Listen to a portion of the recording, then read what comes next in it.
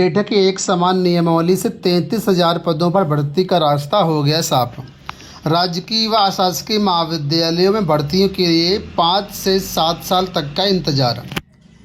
अशासकीय सहायता प्राप्त विद्यालयों और राजकीय विद्यालयों में सहायक अध्यापक व प्रवक्ता के पदों पर भर्ती के लिए एक समान नियमावली लागू होने के बाद शिक्षकों के तकरीबन 33,000 पदों पर भर्ती का रास्ता साफ हो गया है।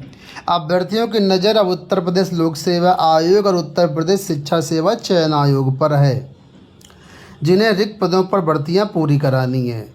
माध्यमिक शिक्षा विभाग की ओर से उत्तर प्रदेश लोक सेवा आयोग LT ग्रेड शिक्षक भर्ती के 8,905 प्रवक्ता सहित पदों का अध्याचन भेजा जा चुका है, जिसमें LT ग्रेड के 7,258 पद हैं और प्रवक्ता के 1,647 पद हैं। LT ग्रेड में पुरुष वर्ग के 4,785 पद हैं और महिला वर्ग के लिए 2,473 पद हैं। ठीक है, वहीं पर प्रवक्ता की बात करें तो 817 पद पुरुष के हैं और महिलाओं के 2,473 हैं, जिन पर भर्तियां होनी हैं। तो कुल मिलाकर के यहाँ पर उम्मीद है कि जल्द ही आयोग जो है इन भर्तियों के लिए विज्ञापन जारी करेगा। वहीं पर हम लोग TGT PGT भर्तियों की बात करें तो 24,849 पद रिक्त हैं। इसमें सहायक अध्यापक के 20,465 पद हैं और प्रवक्ता के 4,384 पद हैं। इन पदों पर उत्तर प्रदेश शिक्षा सेवा आयोग को भर्तियां करनी है। हालांकि इन पदों के लिए अभी शिक्षा सेवा चयन आयोग को कोई भी अध्याचन नहीं मिला है।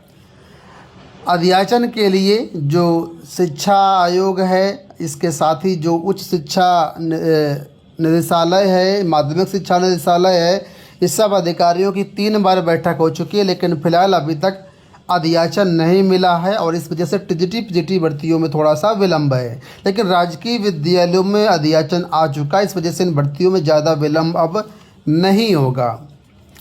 तो कुल मिलाकर के जो नई नियमावली जारी की गई, इस नई नियमावली से ये सारी चीज़ें क्लियर हो गई हैं, लेकिन अभी भी भले समाचार पत्रों में दे दिया गया है कि नियमावली पर रास्ता साफ हो गया, लेकिन आपको बता दूं अभी भी कई ऐसे विषय हैं जिस पर एलिजिबिलिटी डिफरेंट है। GIC की नियमावली कुछ अलग कहती है और TGT PGT की नियमावली कुछ अलग कहती है। इस पर मैंने एक सेपरेट वीडियो भी बनाया हुआ है, आप देखेंगे तो समझ में आएगा कि किन किन विषयों की एलिजिबिलिटी में अंतर है।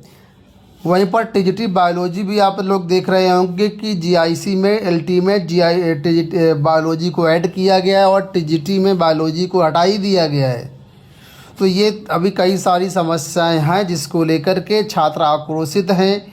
नए बदलाव को लेकर के छात्र आक्रोशित हैं। एलिजिबिलिटी में जो अंतर है उसको लेकर के छात्रों में आक्रोश है और बहुत सारे छात्र जो हाई कोर्ट का रुख करने जा रहे हैं। छात्रों का कहना है कि यहाँ पर हम हाई कोर्ट का रुख करेंगे, इस नियमावली को चैलेंज करेंगे। और पहली बात, जो अंतर यहाँ पर देखने को मिल रहा है वो अंतर नहीं होना चाहिए। दूसरी बात, यहाँ पर बायोलॉजी को जो बार किया गया वो बायोलॉजी ऐड होना चाहिए। और तीसरी बात, बहुत सारे छात्र ऐसे हैं जो PGT में B.Ed का विरोध कर रहे हैं। उनका कहना है कि PGT में B.Ed भी नहीं लगना चाहिए, अगर लगता है तो कम से कम 2 साल का कम से कम समय मिले ताकि हम B.Ed कर पाएँ।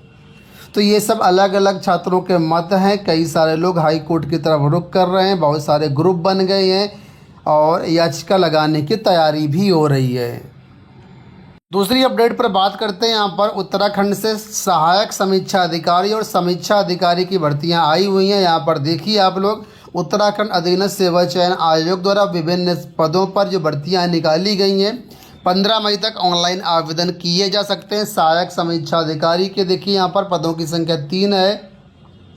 इसके अलावा राजस्व उप निरीक्षक पटवारी के 119 पद हैं। ग्राम विकास अधिकारी के 205 पद हैं।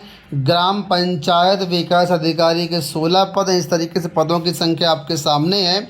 वहीं पर इसके लिए यहाँ पर देखिए एक दूसरा नोटिफिकेशन है जो कि आपके सामने है। ठीक है, ये स्नातक स्तरीय परीक्षा का नोटिफिकेशन है जिसके लिए आपके सारी समय सारणी दी गई है।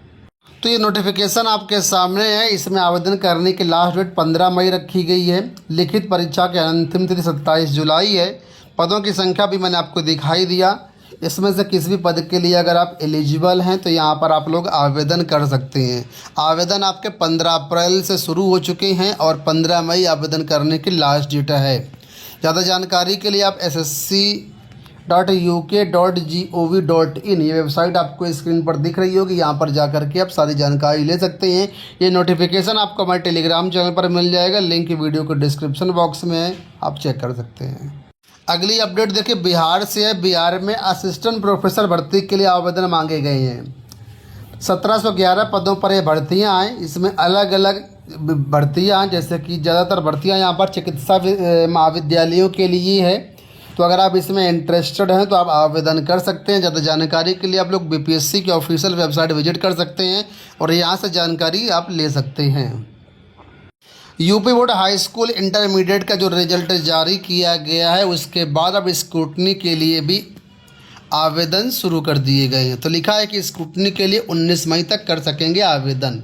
माध्यमिक शिक्षा परिषद की हाई स्कूल और इंटरमीडिएट की परीक्षा 2025 का परिणाम शुक्रवार को जारी कर दिया गया। स्क्रूटनी के लिए 19 मई तक ऑनलाइन आवेदन किए जाएंगे।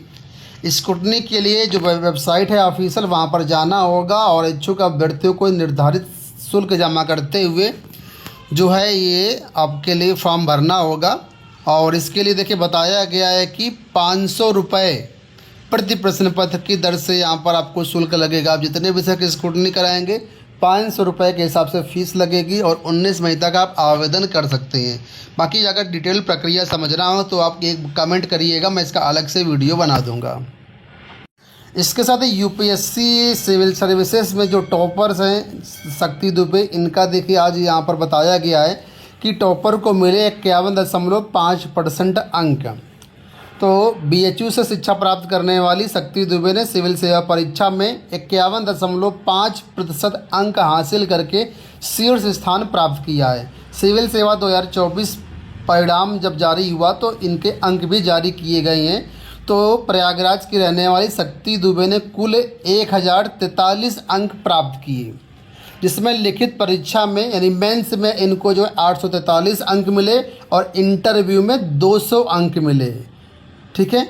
शक्ति दुबे ने राजनीति विज्ञान और अंतर्राष्ट्रीय संबंध को वैकल्पिक विषय में लेकर के 5वें प्रयास में ये परीक्षा पास की है। इस तरीके से देखेंगे तो इनको जो है 51.5% अंक मिलकर के इनको प्रथम स्थान प्राप्त किया है।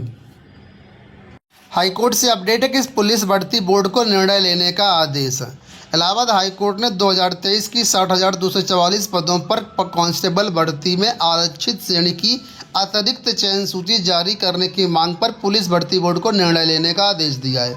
कोर्ट ने याची को 2 सप्ताह में प्रत्यावेदन देने और बोर्ड को इस पर 6 सप्ताह में आदेश करने का निर्देश दिया है। अंत में बिहार से अपडेट है कि स्वास्थ्य विभाग में 17,000 पदों पर बहाली प्रक्रिया शुरू। तो स्वास्थ्य विभाग में 17,092 नए पदों पर नियुक्ति की प्रक्रिया आरंभ हो गई। इन पदों पर नियुक्ति का विज्ञापन जारी कर दिया गया है। बहाली बिहार तकनीकी सेवा आयोग और राज्य स्वास्थ्य समिति की ओर से की जाएगी। इसमें जो भी इच्छुक अभ्यर्थियाँ आवेदन कर सकती हैं। 11,389 ग्रेड ए नर्स के लिए तकनीकी सेवा आयोग ने विज्ञापन निकाला है और 5,703 नए पदों के लिए बिहार राज्य स्वास्थ्य समिति ने विज्ञापन प्रकाशित किया है। तो 2 अलग अलग विज्ञापन हैं। इसके लिए ऑफिशियल वेबसाइट पर विजिट करके सारी जानकारी आप लोग ले सकते हैं। दोस्तों ये होगा आज की सूचनाएं। उम्मीद करेंगे वीडियो आपको पसंद आया होगा। इसी तरह के सूचनाओं के लिए शिक्षा जगत के लिए आप लोग चैनल को सब्सक्राइब जरूर कर लीजिए। धन्यवाद।